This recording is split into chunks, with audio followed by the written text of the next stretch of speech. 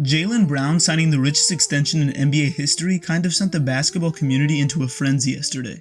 He even somehow managed to catch a stray from Ben Shapiro.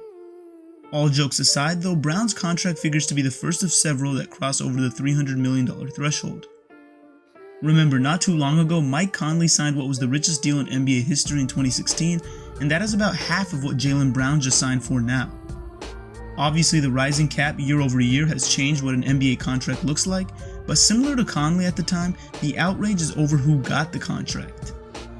Last season, Jaylen Brown averaged 26.6 points, 6.9 rebounds, 3.5 assists, 1.5 stocks with a slightly above league average 58.1 true shooting percentage.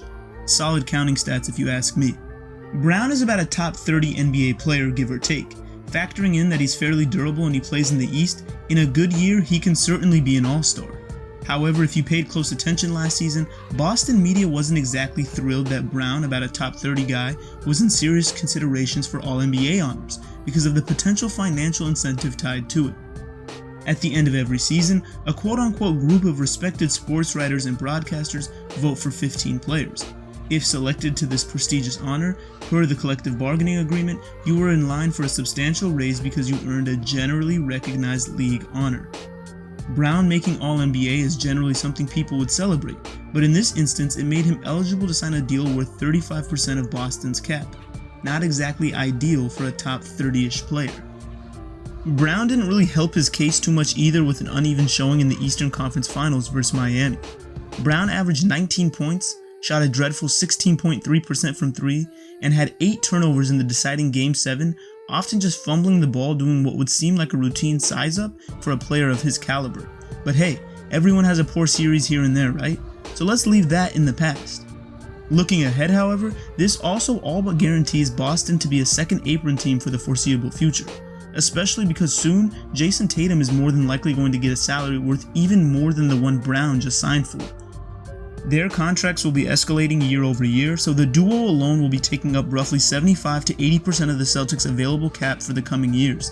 The second apron will be fully phased in at the end of this upcoming season, meaning Boston will have to build out their roster with some restrictions, like not being able to deal first-round picks 7 years out, not being eligible to sign players on the buyout market, and losing their taxpayer mid-level exception, which are all methods for contenders to bolster their team in the immediate future. Where this deal hurts the most is it makes maintaining the roster balance Boston has enjoyed over the past few seasons increasingly more difficult. To be fair, Boston does have a pretty good stash of picks, so being sharp in the draft and developing unheralded players like a Sam Hauser is vital to keeping the contending window alive for the foreseeable future. I also personally think Brad Stevens is an excellent executive who operates with good foresight, so overall I think they're in pretty good hands. Team building aside, the part of the story that's often just completely left out is how this is an amazing moment for JB and his family. His last deal at $106 million over 4 years turned out to be one of the biggest bargains in the league. Sounds funny to call it that because it's generational wealth either way, but it's the truth. Having a top 30 guy at roughly $26 million per season over 4 years wasn't something anyone was complaining about before. It's a big reason why Boston was able to put together such a talented group of players, but it's also why his agent wouldn't likely settle for anything less than the full max this time around. Not to mention, the whole point of these 5-year Supermax deals is to get players you drafted to want to stay in town, even if it's going to cost you a little extra. Boston's contending window is very much alive, especially with the current state of the Eastern Conference. Philly is set to have a gap season to clear cap space while dealing with another star asking out.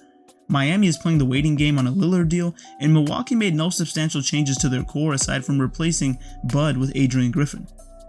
The other silver lining to this contract are that Boston signed Brown to this extension in his age 28 to 32 seasons, which is essentially a player's prime to late prime years. Assuming he can stay healthy, he should be productive for the lifetime of this deal. Another positive is that Brown can be more at ease knowing Boston has committed to him long term. After being dangled in trade talks for different stars the past few years, there were rumblings about him being upset.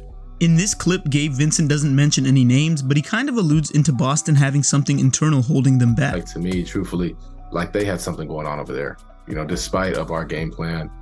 And so much has to go right, I feel like, to win in this league. And if you're not fully right internally, I feel like it shows in different ways. And hard to say for sure what he's referring to, but it being something around Jaylen Brown wouldn't exactly shock me either. Nonetheless, Brown's massive contract will be ridiculed as one of the league's worst, but oftentimes people lose sight that if all things are equal, most guys with Brown's stature in the league having accomplished what he has will have to get paid a lot of money, especially when they are just 26 years of age.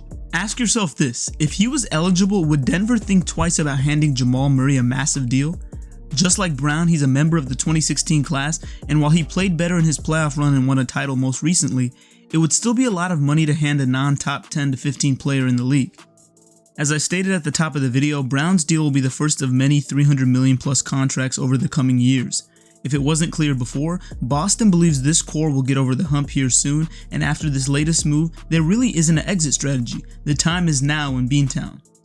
That's all I have for today. Let me know in the comments below if you consider Brown's contract now to be the worst in the association. Be sure to like and subscribe so you don't miss my future videos, and I'll see you guys next time. Peace.